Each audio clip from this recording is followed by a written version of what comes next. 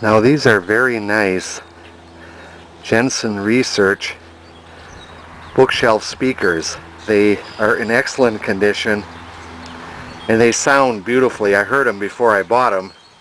Bought these at the Jefferson Swap Fest for a very low amount of money. And I plan to use these speakers for my Scott Stereomaster 299C that I just got working. This is some of the other stuff I bought at the Jefferson, Wisconsin Ham Fest today. That's a 0 to 18 volt digital power supply, or digital display anyways. It's variable 0 to 18 volts. And I got these very nice Schottky diodes and these very nice 18 volt Zener diodes. Very nice. I also got this hard to find audio microphone connector. It's a very small screw on. I got the both fittings with it. But I only needed this part. This is for my one tube CW transmitter that I built in the 60s.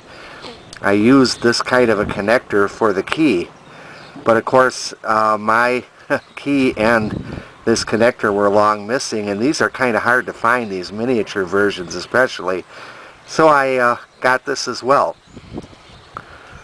Now over here, this nice JVC tuner I'm going to use on the Scott Stereomaster. Of course it's not a tube tuner, but the price was so low I couldn't say no. And above it is this nifty dynamotor. This is the only thing that I bought that I absolutely have no use for, but it just sat there and it called out to me. I had a dynamotor like this when I was a kid, and I saw this one, and again the price was so low I couldn't say no.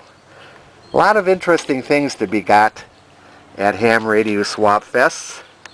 I like going to them. So I'll have fun with this stuff. I have a purpose for all that stuff, all except for this dynamotor, which will probably just sit on the shelf and be a dynamotor to look at.